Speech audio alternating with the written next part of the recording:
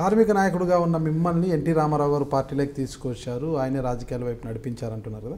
అంటే అప్పుడు నాడు ఎన్టీ రామారావు గారితో మీకున్న పరిచయం ఎలాంటిది, ఆయన మీకు ఇస్తున్న ప్రాధాన్యత ఎలాంటిది, అది ఇప్పుడు ప్రస్తుతం తెలుగుదేశం పార్టీలో చంద్రబాబు నాయుడు గారితో మీకున్న పరిచయం ఎలాంటిది, ప్రాధాన్యత ఎలా ఇస్తున్నారు? ఆల్మోస్ట్ నేను 28 ఇయర్స్లోనే 28 సంవత్సరాల వయసులోనే నేను స్టేట్ టీఎన్టీసీ అటు కార్మిక విభాగానికి రాష్ట్ర విభాగానికి అధ్యక్షుని అయ్యాను. ఆ రోజు నా సమకాలికులంతా హెచ్ఎంఎస్ నాయన నరసింహారెడ్డి ఉన్నాడు, INTUC Sanjay Reddy, KL Mahendra, Nanduri Prasada Rao, CIT, అట్లా అంతా ఒక స్టాల్ వార్డ్స్, అంటే ఏజ్లో చాలా పెద్దవాళ్ళు ఆ రోజున వాళ్ళు, అందరికంటే చిన్నోని.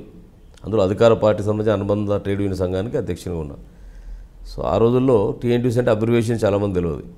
అటువంటిది డే అండ్ నైట్ కష్టపడి మనకి వయసులో ఉన్నాం కనుక హైదరాబాద్ మొదలు పెడితే విశాఖపట్నం వరకు పబ్లిక్ సెక్టర్ నుంచి ప్రైవేట్ సెక్టర్ వరకు వితిన్ 3 ఇయర్స్లో వెరిఫికేషన్ ఎలక్షన్లలో గెలిచిన హయ్యెస్ట్ నంబర్ యూనిట్స్ ఏ యూనిట్ గెలిచిందన్నప్పుడు టీఎన్టీసీ నెంబర్ 1 వచ్చింది.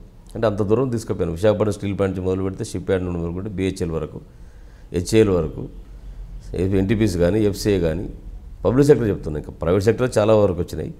సో ఆ విధంగా వర్క్ చేసినాం. నన్ను ఎక్కువగా ఇష్టపడేవాడు, ఆత్మీయతతోటి ఎన్టీ రామారావు గారు ఏదైనా క్రిటికల్ డిసిషన్స్ ఉంటే, ఏదైనా ఆలోచనలు ఉంటే నా వయసును కూడా లెక్క పెట్టకుండా నన్ను మరీ పిలుచుకొని ప్రేమతో పలకరించేవాడు. అట్లా చాలామంది పలకరించి ఉండొచ్చు, అందులో నన్ను కూడా ఆ విధంగా ఆదరించిన సందర్భాలు ఉన్నాయి. ఆయన ఆంతరికమైన పొలిటికల్ సెక్రటరీ కూడా పనిచేసాను నేను. సో టోటల్ కాన్ఫిడెన్షియల్గా ఉన్నటువంటి పొలిటికల్ రిపోర్ట్స్ అన్నీ కూడా నేను అసెస్ చేసేవాడిని, వాటికి మళ్ళీ బ్రీఫ్ చేసేవాడిని. ఎక్కడ కూడా చిన్న వర్డ్ కూడా ఎక్కడ లీక్అవుట్ కాలేదు. ఒక రోజున మీకు తెలవాలి, కంప్లీట్గా క్యాబినెట్ అంతా కూడా రద్దు చేసి ఢిల్లీకి వెళ్ళిపోయి కూర్చున్నారు. ఒక కూర్పు చేసుకొని వెళ్ళిపోయాడు ఆయన. నాకు ఇద్దరికే తెలుసు, అక్కడ ఎవరు తెలియదు.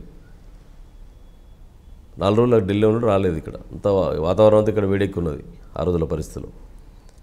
నాకు భయం అవుతుంది, ఎవరైనా ఊహించుకొని అయినా పత్రికలలో రాస్తే ఆయన ఎక్కడ నేనేమైనా చెప్పినా అనుకుంటానేమని అన్నట్టుగా నాకు నేను మనసులో ఆలోచన ఉండే.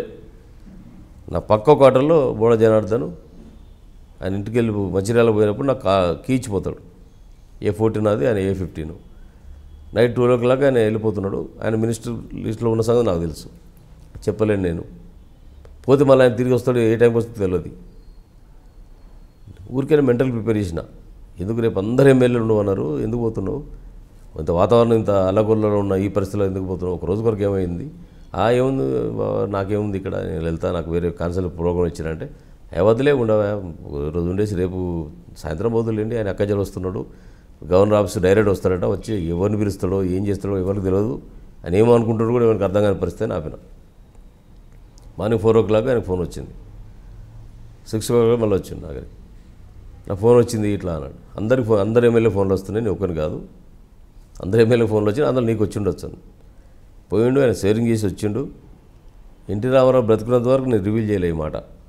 ఎన్టీ రామారావు బ్రతుకున్నంత వరకు నాకు తెలుసు విషయమని రివీల్ చేయలే. నేను అంత కాన్ఫిడెన్షియల్గా ఉండే వ్యక్తిని. ఇవాళ నా ఆ ప్లేస్లో ఇవాళ చూస్తున్నావు, ఏదైనా చిన్న పదవి వేస్తే కూడా నేను చెప్తేనే వచ్చిందని చెప్పుకునే వాళ్ళు చాలామంది చూస్తున్నావు. నా పక్కడైనా నా ఇంటి పక్క అయినా నేను చెప్పొచ్చు కదా, ఉండవే నీకు మినిస్టర్ వస్తుందని చెప్పొచ్చు, నేను ఇప్పించని చెప్పాల్సిన అవసరం లేదు, వస్తుందని కూడా చెప్పొచ్చు నేను. బట్ అది కూడా తప్పే నా అభిప్రాయం కనుక నేను అంత కాన్ఫిడెన్షియాలిటీ మెయింటైన్ చేసామని. అదేవిధంగా చంద్రబాబు నాయుడు గారు కూడా అంతే నాకు రెస్పెక్ట్ ఇచ్చిండు, అంతే గౌరవం ఇచ్చిండు. ఆయనతో రాజకీయం నేర్చుకున్నా, ఆయనతో పరిపాలన ఆర్గనైజేషన్ చేయాలనేది నేర్చుకున్నా. ఆయన దగ్గర గౌరవం ఆయన దగ్గర వచ్చింది, ఈయన దగ్గర వచ్చింది. ఇద్దరు నాకు ఇక్కడ వ్యక్తిగతంగా. కార్మిక నాయకుడికి మళ్ళీ కొత్తగా నేర్పించాలా పరిపాలన ఎలా ఉంటుంది, ఎలా? కార్మిక నాయకుడు వేరు, పరిపాలన డిఫరెంట్. నాకు అసలు ఫస్ట్ ఎమ్మెల్యే అయినప్పుడు నాకు కొన్ని డిపార్ట్మెంట్స్ తెలియవు, నేర్చుకున్నాను. నేను కూడా ఇంజనీర్లతో కూర్చొని వాళ్ళతో కూర్చొని పంచాయతీ ఏంటిది, అగ్రికల్చర్ డిపార్ట్మెంట్ ఏంటి, అసలు మార్కెట్ కమిటీలో ఫంక్షనింగ్ ఏంటని నేను ఎందులో పోయినా అందులో తరోగా నేర్చుకోవాలనే నాకు మొదటి ఒక అలవాటు. ఒరిజినల్గా నేను పుట్టుకతో కార్మిక నాయకుని కాదు కదా, ఒరిజినల్గా I was a contractor basically సింగరేణిలో. సరే ఉద్యోగం చేస్తూ ఎలక్షన్ కాంటెస్ట్ చేస్తే గెలిచిన కనుక నేర్చుకోవాల్సి వచ్చింది.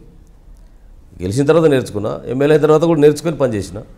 పర్ఫామ్ చేయాలంటే నేర్చుకోవాలి, లేకపోతే అధికారుల ముందు మనం లోకగా ఉండిపోతాం. సబ్జెక్టు నీకు కమాండ్ నుండి థరోనెస్ ఉంటే అండర్స్టాండింగ్ లెవెల్స్ ఈజీగా ఉంటాయి, డిపెండెన్స్ తగ్గుతుంది, తర్వాత డిసిషన్ మేకింగ్ ఫాస్ట్ ఉంటుంది. That I believe all the way. ఎందుకంటే వీలైనంతవరకు నేర్చుకోవాలి తపన ఉంటుంది. ఇప్పుడు కూడా నేను నేర్చుకోవాలని ప్రయత్నం చేస్తూనే ఉంటాను. ఎప్పుడు కూడా నాకు అన్ని తెలుసు అని ఎప్పుడు అనుకోను. అక్కడ ఎంత చిన్నపిల్లాడు చెప్పినా, ఇంకెంత అమాయకత్వంగా ఉన్న వ్యక్తి చెప్పినా అతనిలో కూడా ఏమైనా మంచివి ఉంటాయి, 4 మాటలు మంచి మాటలు తెలుసుకుంటే ఎప్పుడైనా మనకు ఉపయోగపడతాయని అనుకుంటాను. I have patience. నాకు అసలు హ్యాంగర్ ఉండదు, కన్ఫ్యూజన్ లేదు. నాకు ఎంత జటిలమైన ఇష్యూ వచ్చినా నాకు ఎందుకో భగవంతుడి దయ వల్ల నాకు అందులో స్పష్టత వస్తుంది, క్లారిటీ ఉంటుంది. So that I believe.